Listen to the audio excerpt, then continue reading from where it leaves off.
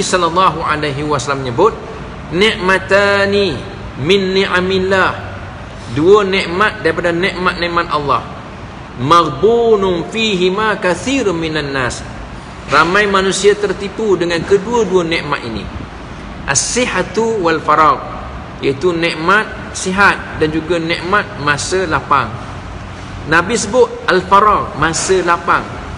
Ada orang nikmat sihat, nikmat masa lapang, dia buang gitu je.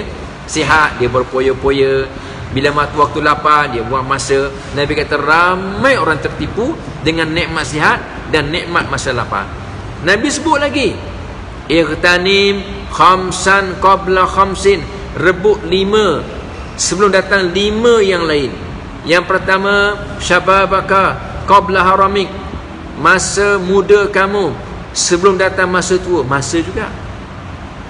Yang kedua, Nabi sebut lagi, wasihataka qabla saqamik, masa sihat sebelum datang masa sakit. Rebut peluang waktu sihat, nak buat apa benda-benda faedah waktu sihat. Yang ketiga, warinaka qabla faqri, rebut masa kamu kaya, ada harta sebelum datang masa papa kedana. Masa kaya nak infak, bayar zakat, sedekah, buatlah. Yang keempat, wa faraghaka qabla syughlik, rebutlah masa kamu ada masa lapang sebelum datang waktu kamu sibuk. InsyaAllah ya. Dan yang kelima ialah wahayataka qabla mautik, masa hidup kamu sebelum datang masa kamu mati. Ini cerita semua bab masa. Masa hidup ya, masa lapang, masa kita kaya, masa kita sihat, masa kita muda. Subhanallah ya. Jadi kalau orang buang masa, ruginya orang tersebut ya. Saya sebut ya, zaman sekarang ya, bila Imam Nawawi kata, Nabi sebut ya, setahun bagaikan sebulan, sebulan bagaikan seminggu, seminggu bagaikan sehari, sehari bagaikan 1 jam, 1 jam tu bagaikan percikan api saja, begitu sekejap. Kata Imam Nawawi, itu simbolik kepada hilang keberkatan dalam hidup kita, dalam masa kita. Maksudnya apa? Maksudnya ialah kalau kita lihat, kita habis masa, kat mana habis masa kita? Kita habis masa kat mana masa kita habis?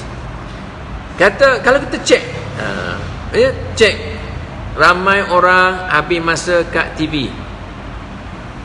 Ramai orang habis masa kat TV. Lepas Bollywood, Hollywood.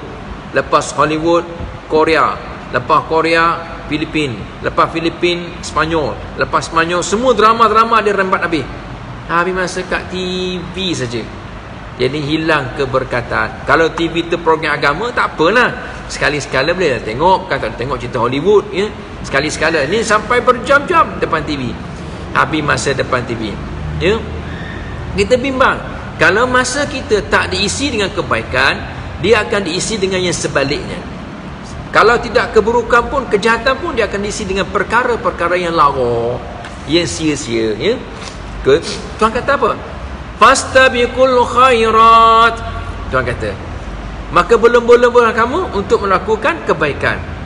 Wasari'u ila maghfiratin min rabbikum wa jannatin arduha as-samawati wal ard uiddat lil muttaqin. Tuhan kata bersegeralah. Wasari'u, bersegera, pantas, cepat. Jangan lambat-lambat, jangan tangguh-tangguh, jangan buang masa. Nak buat apa? Cari keampunan Allah dan cari syurga Allah, iaitu cari bekalan untuk pergi bertemu dengan syurga Allah Subhanahu wa taala. Ya? Ulama-ulama dulu pesan, idza kunta fis sabah fala tantaziril masa. Bila mana kamu berada pada waktu pagi, jangan tunggu waktu petang.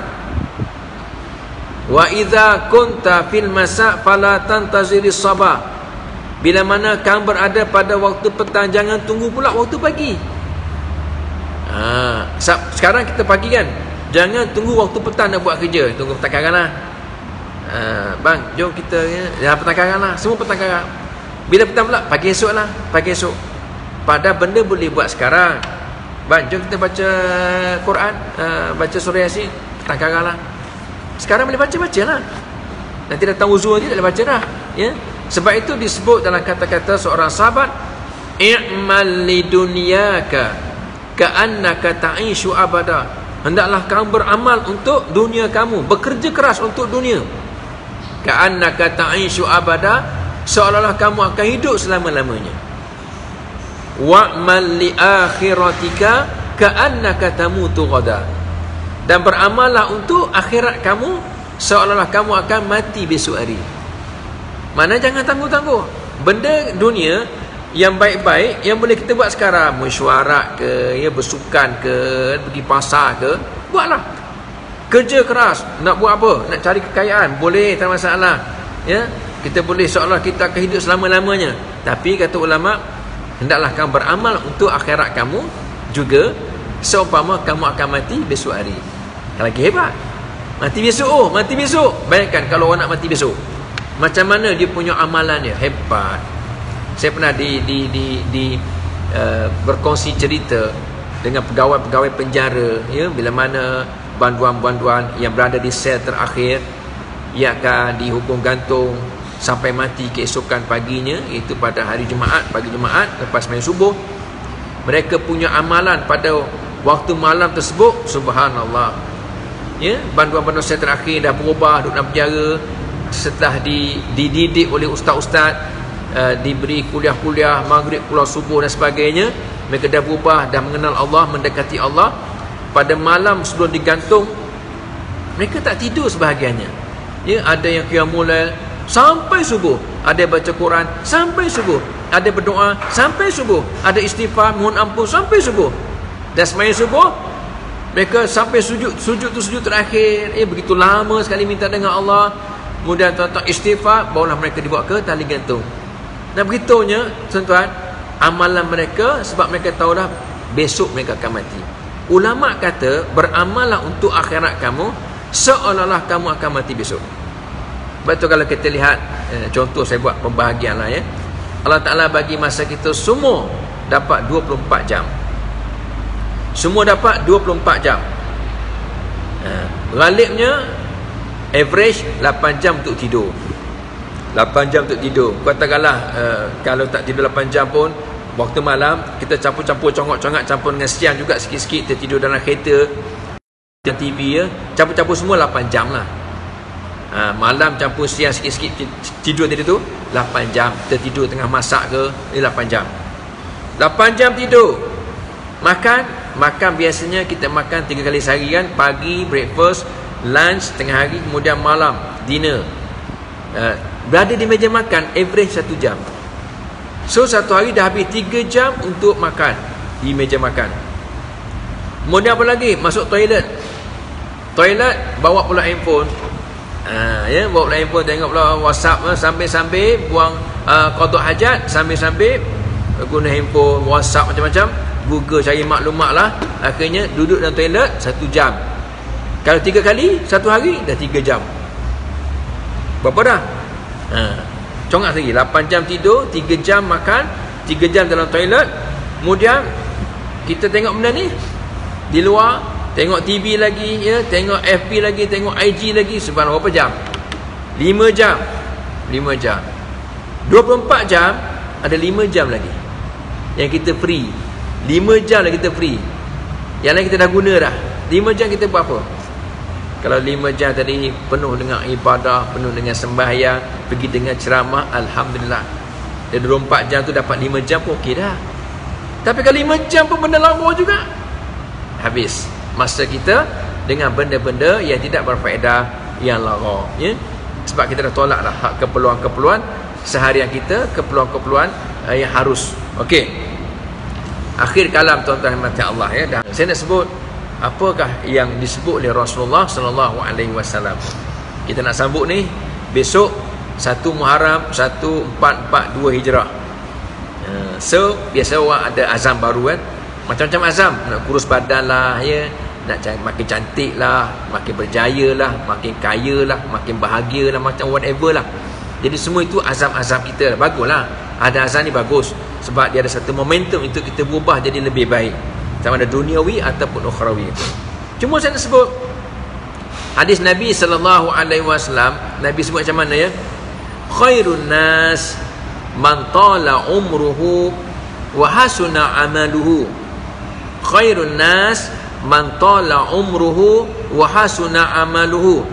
Sebaik-baik manusia ialah yang panjang umurnya dan baik pula amalannya.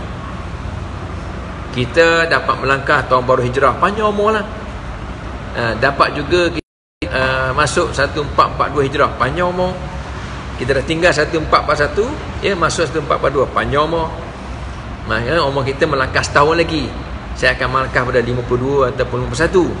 Tapi Nabi sebut, orang yang paling bagus di antara kamu, khairun nas, orang yang terbaik di kalangan manusia, man tala umru, orang yang panjang umur dia. Jadi kalau orang panjang umur, kena respect dia lah.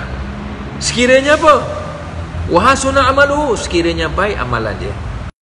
Jadi kalau lah umur panjang masih lagi duduk kedai judi, itu orang yang paling buruk perangainya. Syarrun nas, sejahat-jahat manusia, man tala umruhu wa sa'a amaluhu. Sejahat-jahat manusia, kata Nabi, ialah orang yang panjang umurnya, buruk pula perangainya, buruk pula amalannya. Tak pernah kena sejadah lagi, tak pernah kena Quran lagi, tak pernah kenal kuliah agama lagi. Tak nak berubah juga. Umur dah 90, umur dah 80, umur dah 70. Tuan bagi umur subsidi tu, bukan biasa-biasa, subsidi 80, 90, tapi belum berubah jadi baik lagi.